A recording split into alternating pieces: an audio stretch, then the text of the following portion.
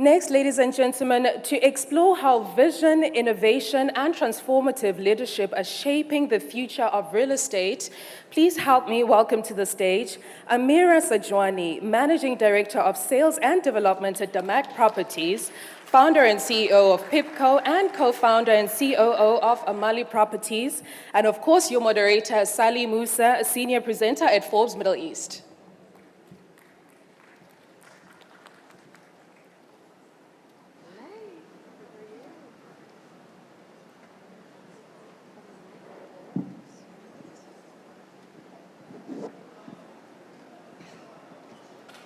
You know, one of the things that I love about this summit is that we're taking the entire UAE. We're going all the way from Ras Al Khaimah all the way to Abu Dhabi and seeing the amazing things that are happening here. It is incredible to see. It is a small country, but there are much bigger countries with much bigger economies that honestly could learn so much from what is happening here. So thank you so much to every single one of our speakers. And now I am super excited for this discussion because this is definitely going to be one of the most forward-looking conversations of the day, all about redefining real estate, legacy, leadership, and the leap into Proptech. You have a lot that you're doing, Amira, it's insane. So in an industry where concrete meets code, few leaders are navigating the intersection of tradition and transformation as boldly as Amira Sajwani. From driving innovation at DAMAC to launching disruptive platforms like PRYPCO and Amali, she's not just building homes, she is shaping the future of how we live, invest, and experience real estate. So let's find out what it takes to lead in a sector that is being reimagined by technology, elevated by lifestyle, and redefined by vision. Amira, you believe that legacy is a platform. It is not a finish line. So how does PRYPCO reflect that philosophy? And in what ways is it reshaping access and investment in real estate for a whole new generation of buyers? Well, firstly, thank you for having me today. It's been very interesting also seeing the phenomenal speakers before me, so it's been a great experience. For me, and I think for us as a family, we do think that real estate, being the biggest asset class in the world, will continue to do phenomenally well over and above, obviously, every industry because of its requirement. But I think that today, in the age of technology and AI, for those that are not keeping up with that pace of evolution, then it becomes more and more of a brick and mortar that will end up needing to catch up. Today, Proptech is actually the biggest industry that hasn't yet been disrupted and is a big focus globally and locally as well, with the announcement of His Highness Sheikh Hamdan as well on the Proptech hub that's being created and the investment that will go into the sector. For us, we looked at it at how we can make the experience better for buyers, for sellers, and the entire ecosystem. So today, for example, we focus on two main things across our technology arm, which is PRYPCO. One is digitizing the entire mortgage process, which is obviously a pain point for a lot of buyers. And more important than that, we are looking, and we opened our platform yesterday night, is tokenization of real estate. So I think in the era of AI and blockchain, there's a lot to be done in this asset class that enables investment and opportunity from much lower ticket sizes. So tokenization of real estate, we are linked directly into the Dubai Land Department, and we are fractionalizing the actual title deeds of the properties. And so by doing this, we're allowing investors who have a much lower entry point and budget to enter into the market and be exposed into the asset class as anyone else would. And so we've seen a lot of traction on this and to the build-up of this. Even today is actually a good day to talk about it because we went live last night. We've had more than 10,000 organic sign-ups and people at the moment KYCing and going through their journey.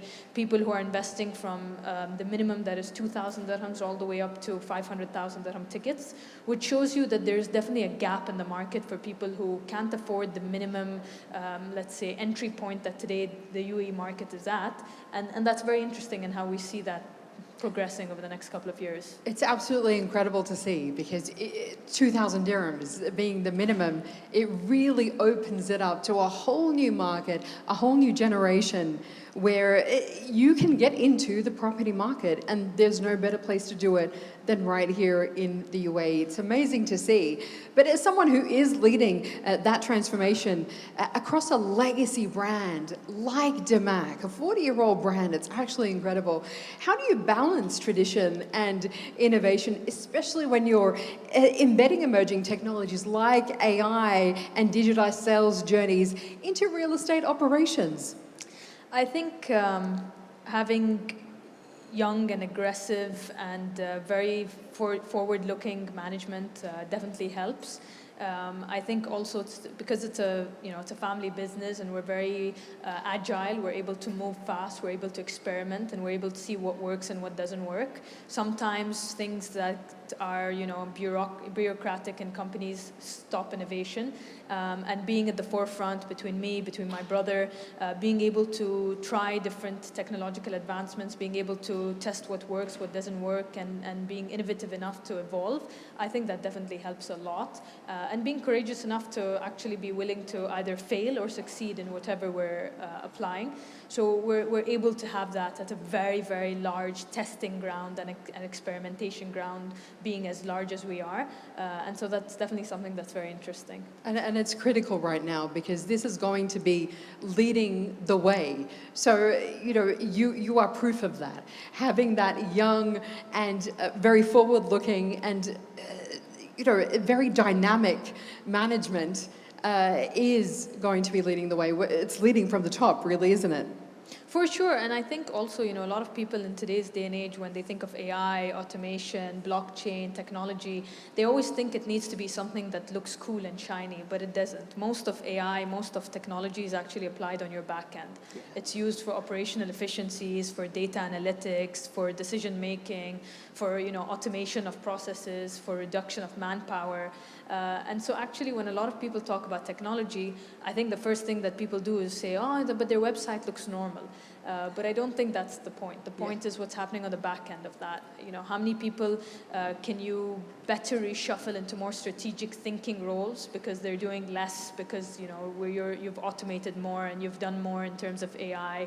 You've allowed systems to work on your behalf. And that's the difference between being able to scale and not. And I think for us, we've scaled very, very largely over the last 4 years, ways that are much larger than most companies in the world. But our manpower has not scaled as much as our sales and our projects and our velocity. So we haven't increased our manpower by 20x or 10x. We've increased it by 30% over the last 4 years. And that's because of our ability to apply AI and technology and automation wherever needed, so that you can scale without needing to increase your costs and increase your headcount. It's the boring back-end stuff that is making the most impact on the bottom line. You've definitely spoken about the rise of real estate 3.0 and the merging fintech with property. So how do you see then, we're talking about it so much right now, this is really the topic of the moment, I feel like. How do you see decentralization and digital open ownership really reshaping the industry over the next decade? And what is the most exciting thing to you about it? I think a good comparison to that would be like talking about the internet in 1999, or talking about cryptocurrency and blockchain in 2010, 2012. I think we're at the very beginning of what can be done using the technology that is available to us today. Real estate is fortunate enough also to not be at the forefront of all of this, which means the opportunity is immense because we're just at the start. Yeah. And those who have the vision and the boldness to try to enter into that realm, whether it's digital assets or property management or rent now, pay later, there's many sectors and use cases for both technology and AI in the real estate sector. And in the Proptech and FinTech, there's a point where they converge for real estate. And if you find that niche, then that becomes very, very interesting. I think that we're at the very beginning. This region has been a phenomenal example of what can be done at scale and with speed and with leadership top to bottom.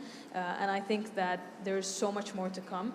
and we are very fortunate to be in this place. You know, I think it was Warren Buffett who recently said, "I wish I could be born again in this era." And I think that couldn't be more true. We are at the most interesting point in life to be able to really evolve using the technologies that are available to us. It is absolutely an incredibly exciting time. And as you say, we haven't even touched the surface of where this is really going. But of course, one of the things that DAMAC is known for is your legendary partnerships with iconic brands, whether it's Cavalli or the recently announced Chelsea FC. What an incredible partnership that is for you as well. That is really signaling a new era of brand equity that translates into real estate value. So for you, what is it? Because a lot of people try that. A lot of people try, to get that branded collaboration going, but what is it that makes for a successful branded residence in today's market? And how does that influence buyer behavior? That's a very interesting question. There are a lot of people who attempt to enter the branded residences era and don't do as well. I think the key for us and the key in our success was, firstly, we were at the forefront of branded residences. We were one of the first in the region who endeavored into that. We've had collaborations with the likes of Fendi, Versace, Cavalli before we owned the brand as a brand, Paramount Studios, Radisson, our recent one, Chelsea. But I think the key to branded residences is making sure that you understand the DNA and identity of the brand that you're working with and how that translates into the project and the delivery. And I've had, to be honest, a lot of people ask me over the last couple of weeks, why Chelsea? And, I think the answer that everybody was expecting or waiting for was that we went through a long list and we did a drawdown and we saw how it would fit into our project. And, a lot of people have been asking me similar questions. And the much shorter and honest answer is that Chelsea is my husband's favorite football club and I didn't have an option. And honestly, it was a matter of, I had a few jerseys in my office that football clubs are always sending me kind of jerseys and collaboration opportunities. And he entered my office and he saw another football club, which I won't mention because I'm sure there's many fans in the audience here. And he goes, "What is this?" And I said, "I don't know, they've sent it for a collaboration, we're talking to them." And he goes, "If it's not Chelsea, we're going to have a problem." And it's funny because that night at Iftar, it was Ramadan actually recently, and I told my father, I said, "No, I think we're going to go with Chelsea." And he just looked at me, he goes, "Is this your decision based on strategy and implementation for our project, or it's because Isa likes Chelsea?" And I was like, he's your only son-in-law, so that's not much of an option there. But it was a very interesting experience. It's been phenomenal. The traction that we've gotten has been immense.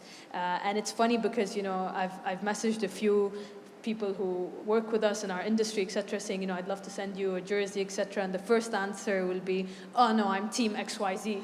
They say, "But send me the jersey anyway," because it's the DAMAC front of shirt. But it's been phenomenal. The traction we've gotten. Last night was a big match that they won, and today for some reason, my Twitter and LinkedIn has blown up saying, DAMAC is lucky, DAMAC is this, DAMAC is that. Of course, I'm happy to take credit. I worked very hard on winning the Champions League or entering or whatever it is that they did. But it's been phenomenal. The branded residences have really taken off. And I think for us, one of our strong suits is that we really understand how to implement branded residences, whether it's hospitality or fashion or sports and wellness. We've covered it all. We have a playbook. We have a map for how we do it. And companies are very comfortable, brands are very comfortable working with us because they know that we know what we're doing. And in a lot of cases, we help them build their playbook for future branded residences that they would like to do. So interesting. I love that. But it's truly brands at the very top, those who exemplify excellence, just like what you're doing there, that work together because they understand it is a collaboration that is going to benefit both in an amazing way, as we're seeing play out here. But let's move on to something that is your brainchild with your brother, Amali. Amali Properties, you're really redefining ultra-premium living as a holistic lifestyle. What are the trends that are driving the demand for wellness-centric, tech-integrated, and fully serviced luxury homes? And how is Amali setting a new standard there? I think the region in general, post-COVID, we've seen a massive inflow of high net worth individuals, and the demand shifted in a very large way in the sentiment towards ultra luxury. I think that the UAE as a whole, across whether it is Abu Dhabi, Dubai, Ras Al Khaimah, has come so far in the last 4 years. I wouldn't be able to name a single country in the world that has come the way that we have as the United Arab Emirates. And honestly speaking, I was telling my father the other day, and I said, it's become a problem where we're so spoiled here that now traveling for summer, any place you think of, you're like, yeah, but it's not as nice as Dubai. Whether it is the safety, the level of luxury living, the ease of working, honestly, just even the caliber of fine dining and food that you eat here versus where you eat globally. And so I think that the type of people that are coming to the UAE, the expectations of what next keeps growing and keeps reaching new standards and new heights.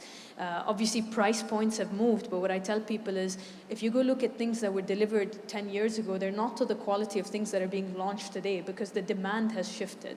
That era has moved, and it will keep moving. It will keep shifting. The bar will keep rising. And if you look at the markets that we have today, whether it is Dubai, Abu Dhabi, Ras Al Khaimah, none of them are still overpriced. When you compare today the UAE, you have to compare it to London, Shanghai, New York, because those are the markets you're competing with. So you can't compare it to UAE 5 years ago and say, no, but it was cheaper. Or you can't compare it to a normal small country that is globally, equivalent in size, because today we are competing at the very top. We are in the second or first percentile of top luxury living countries. And whether it comes to, like I said, even things as basic as safety and sustenance, it is phenomenal. And so obviously we've seen demand rise. What's very interesting is that the percentages of residents and non-residents have also been shifting, and people have been moving here. It's not just people who are sitting abroad, speculating or putting their money in the UAE thinking, I'll make a quick flip. It's people who are moving here, moving their families, and they want somewhere that is of a high quality to live in. And even if you look at the nationality split across who is buying today, that is extremely diverse, which is a great sign for the UAE. And so we're very excited. Our first Coming Back to Amali project last year was launched around this time. We sold out very quickly, and hopefully a lot more to come that contributes to not just the skyline of the country, but also to our ethos and to our development as a whole. As you say, we are literally spoiled at every single metric. It is an extraordinary place to be here in the UAE. And I know that we say redefining this and redefining that. Dubai and the UAE is absolutely doing that. They really are doing that, and you are at the forefront of it with Amali. I remember when I interviewed Ali about it, and he said, it's great to go on holiday, but what if your house was where you want to go on holiday? And that was Amali. And I was like, yeah, that is exactly it. Ladies and gentlemen, please join me in thanking Amira Sajwani. Thank you so much. We're excited to see the journey ahead. Thank you, Amira.